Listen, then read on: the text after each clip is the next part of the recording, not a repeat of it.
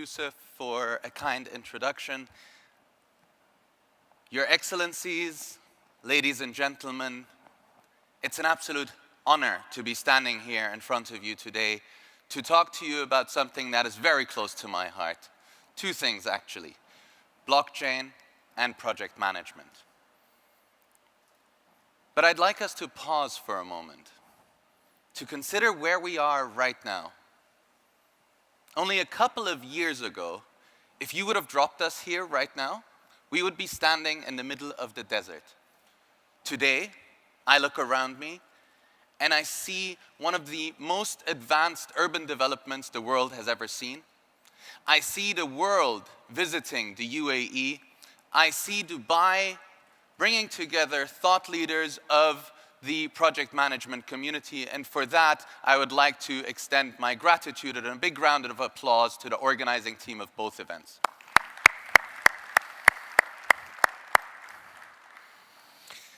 Not too long ago, my journey in blockchain started actually right here with the government here in Dubai, and in no other place than with the Road and Transport Authority. I spent 14 years working as a project manager, a consultant, a subject matter expert in multiple fields. I've had the honor and the pleasure to deliver projects in 23 countries, live in 9 countries, and support some of the leading governments in the world in defining their blockchain agenda. From there, I've been able to distill 5 key learnings for every project manager to consider, key principles to consider when looking at blockchain. What we realized very quickly is the standard form of project management lends itself to project management, but only with slight adjustments. What we have to keep in mind is blockchain is an ever-changing technology.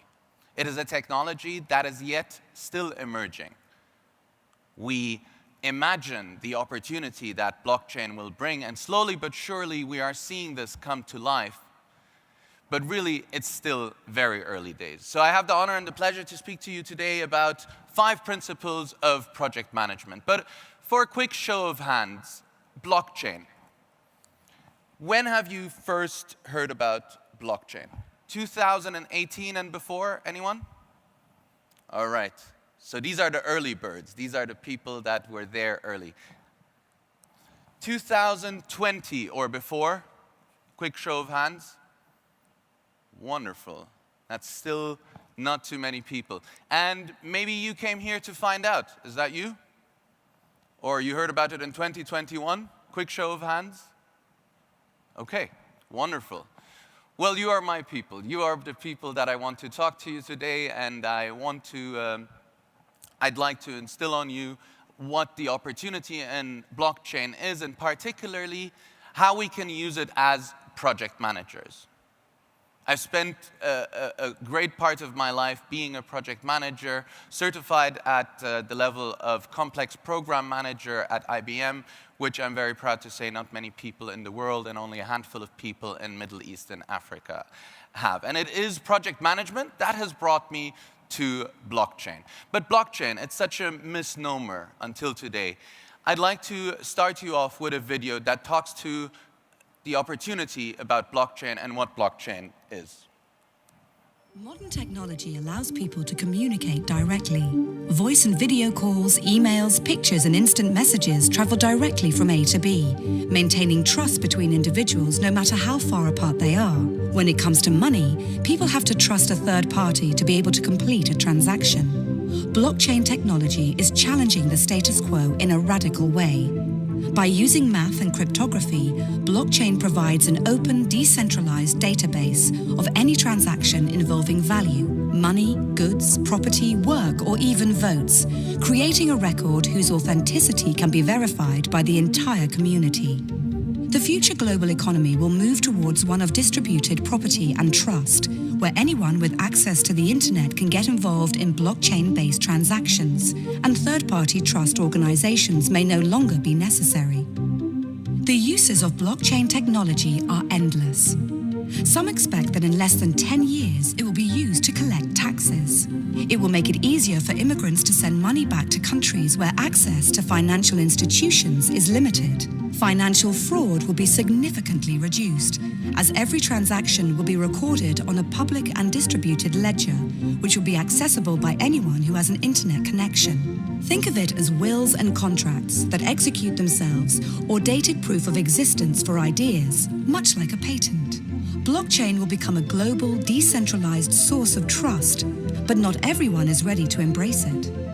A huge proportion of trust services, from banking to notaries, will face challenges on price, volume, and in some cases, their very survival. Public authorities could find it more and more difficult to enforce traditional financial regulations due to the new possibilities offered by the Bitcoin network to bypass traditional financial intermediaries. Unimagined new networks will evolve to meet society's needs more cheaply and potentially more securely. Will governments, financial and legal institutions embrace blockchain? What will happen to the ones who don't?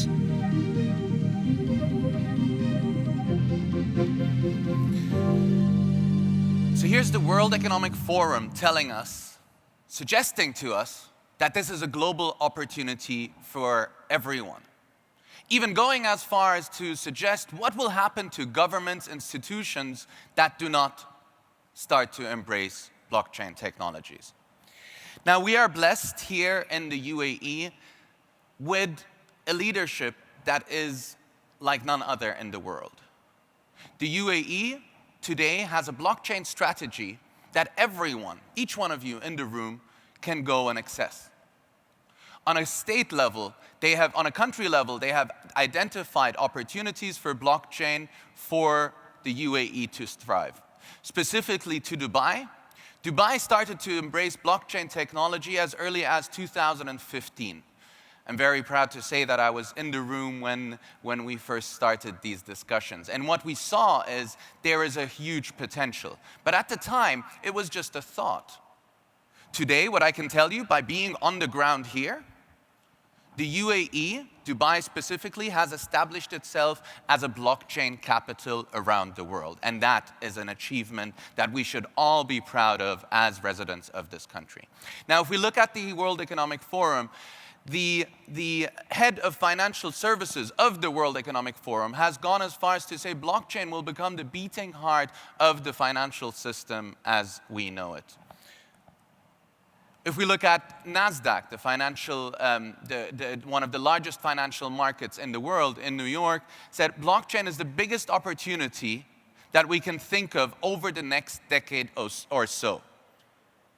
And today we are seeing that. Funding for blockchain projects has increased 383% just 2020 to 2021. The opportunity is yet to be defined for banks, governments, and institutions of around the world. Through being engaged with government entities, financial institutions, public, private, healthcare institutions, we've been able to distill a set of principles that I'd like to leave the audience with. Now, there's a good argument to say that these principles should be 25 principles and not 5 principles, but let's keep it at 5, and I'm happy to hear from the audience in case you feel that there should be more. The first one is, and not because it sounds good on a slide, but really something to take into consideration, that you need to start dreaming big, but start small. Now, when we dream big, we need to start thinking about these issues, these opportunities, these solutions that yet don't have an answer. The matter of the fact is blockchain is enabling us to do things as we have not done them before. So dream big, but at the same time, make failure your best friend. Fail fast, fail cheaply. Fail while it is on paper, fail while it is in a prototype space, and not after a large implementation. So dream big, identify an opportunity while you are there with your teams in solutioning. Identify an opportunity that you can start small and start scaling up. Let's think about an organization that's actually done this. Here in the UAE, Carrefour here in the UAE has now used blockchain to allow us, as consumers, to track our food from farm to fork. And did they do that in a big bang? Can I go to Carrefour today and look at all of their items and track them on blockchain? No. They started with a very small use case. One item, or SKUs as they call them, right? One supplier, one farm, one delivery method. Once they saw that this is working, once they saw that this is actually a proven concept now, they started to scale it wider and wider. And I wouldn't be surprised if in a couple of years from now, we have the entire SKU structure of Carrefour available on blockchain to track. So dream big, start small, use methodologies available to us such as agile project management that allows you to work towards a prototype first, test that prototype in a controlled environment, and then scale it wider. Education is probably, and I've considered if I should start with education and then go to the dream big and start small, but probably it is the most important element of any blockchain engagement that you as a project manager, a project director, a project sponsor should consider. Move away from self-proclaimed experts on blockchain. The education is out there, it's free, it's available to anyone that wants to access it. Princeton University has put their entire course on blockchain and cryptocurrencies online on YouTube for you to follow. Platforms such as EDX provide you with micro degrees in blockchain. I don't shy away from saying I'm self-educated on blockchain. And I think everyone should be. The education is there, it is available, it is free. You don't, obviously, there are the Oxford courses and the Stanford courses where you will end up paying $3,000 to $4,000. And you know what? They're great courses if you would want to go there. But in your team of people that want to start looking at blockchain, enable education. This is a fast-paced landscape. What I can tell you, with being in this industry from 2015 today, when I stop reading for 2 weeks, I feel that I'm missing out. I'm not up to date anymore. Think about this. We're at this point right now where you have multiple operating systems. Right? Think about Windows or iOS, right? Right now, similar to Windows and iOS, there are 15 ones in blockchain. Now, the principles stay the same, but each one uses these principles differently, right? So enable a culture of education. Enable your teams to learn. Enable your teams to come together and study circles and educate themselves around blockchain and what blockchain is, and more importantly, what it isn't.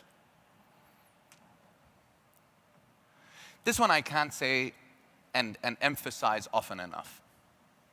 Focus on business value. If your argument starts with, hey, we should use blockchain, throw it out of the window. It is not about technology. Blockchain is an enabling technology. And by the way, it pretty much exclusively never works in isolation. It works in a concert of blockchain and AI and data analytics and data strategy.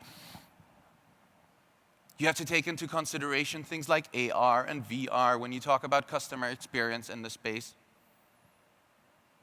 Focus on business value. Focus on a real-life issue. And then see if blockchain is one of the technologies that offers itself for that solution. Please don't start the other way around. Because if you start with thinking about this as a technology solution, you will go down and provide a technology answer. What blockchain enables us to do is to provide business value in a way that is unprecedented. When I say unprecedented, going back to the Carrefour example, now I don't know the example with exactly Carrefour in the UAE, but to track a product from farm to fork, in case of an outbreak of some sort, God forbid, would take a retailer like Carrefour, and in that example, Walmart went out with these numbers and published them for everyone to see. It would take them 2 weeks to identify where a particular outbreak happened. You know how long it takes with blockchain? 7 seconds. Right? That's real business value. It doesn't matter if you do it with blockchain, if you do it with any other solution, focus on business value. When we focus on business value, we now, thankfully, alhamdulillah, live in a world where there is, again, open methodologies out there. At the time when I stumbled on blockchain in 2014, 15, we had to define methodologies to identify how do you actually identify a right use case. Today, what you see on the screen behind me is the World Economic Forum's guiding template on what is a good blockchain use case and where to think about blockchain and where not to think about blockchain. Right? Now, I went into many arguments on if this is actually holistic or not, but it's a good place to start, nevertheless. Right? Pick this up with your teams and look at it. Go for it, one by one by one. Does it make sense? Does it not make sense? I can see a lot of phones going up. This is all available on the World Economic Forum's website.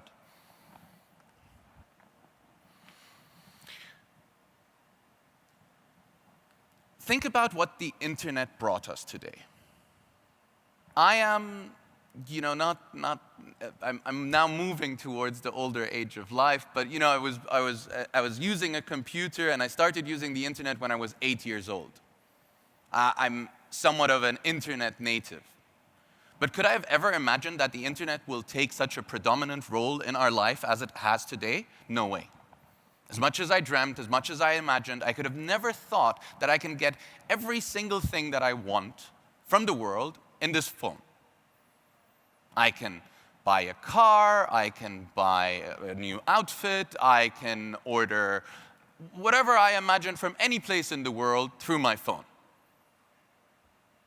And again, I'm somewhat of a digital native and I couldn't have imagined this.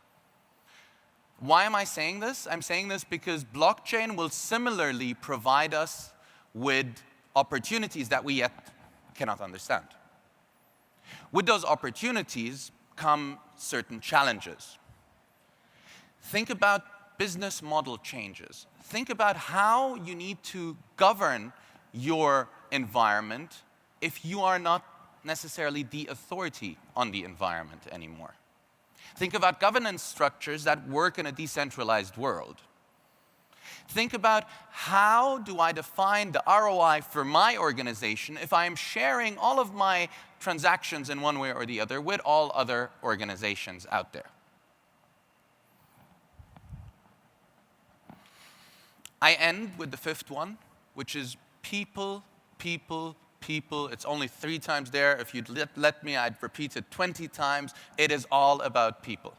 As project managers, as PMI certified project managers, we understand change management is one of the key knowledge areas.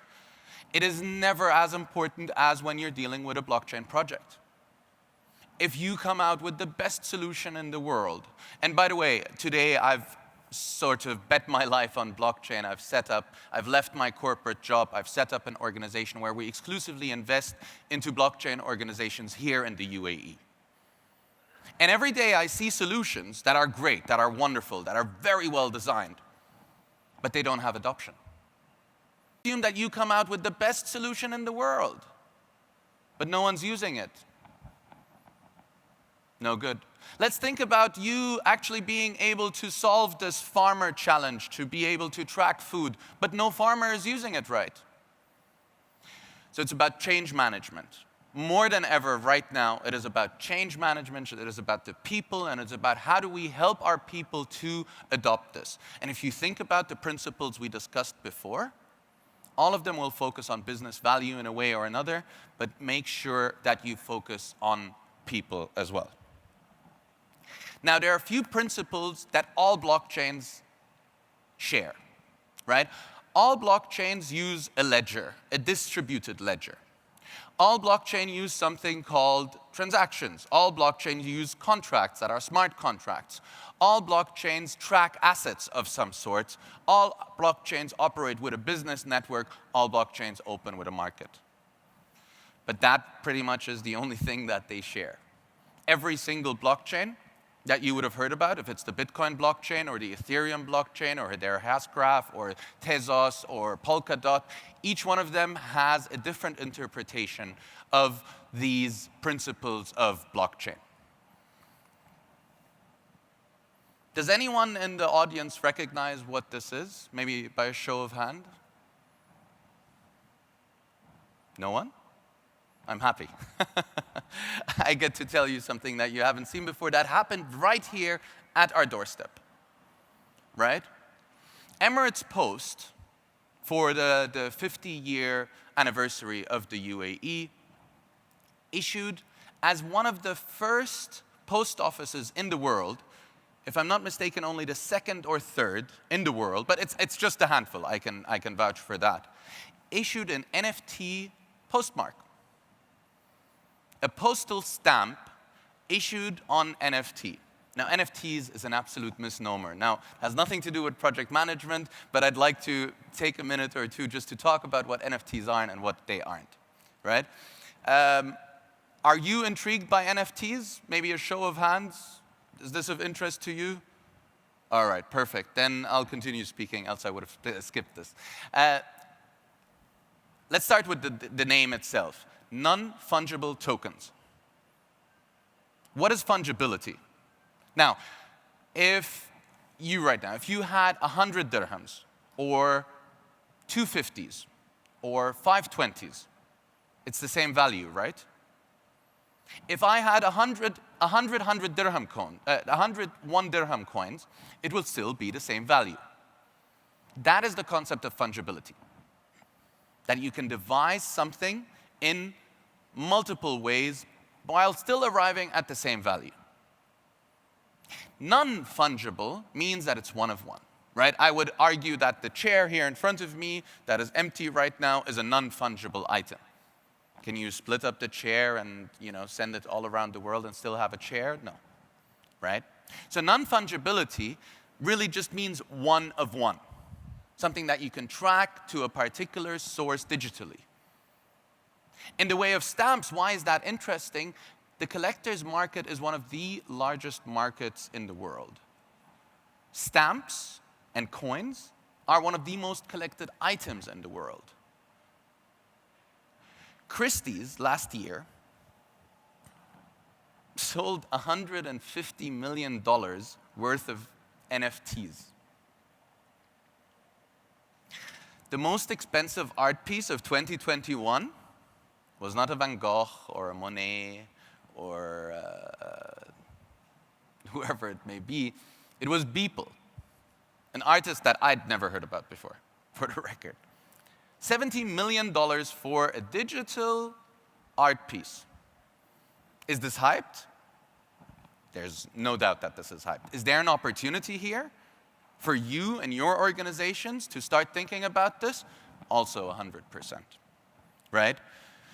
NFTs really are as applicable as blockchain is in all areas of the world, right? You could think about the latest trend that you've seen is NFTs as people that are NFT.